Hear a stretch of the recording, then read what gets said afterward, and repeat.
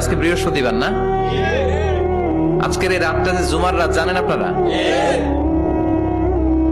আমরা বাংলাদেশে মনে করি জুমার দিন শেষে যে রাতটা ওইটা মনে হয় জুমার রাত, আসলে ওইটা শনিবারের রাত।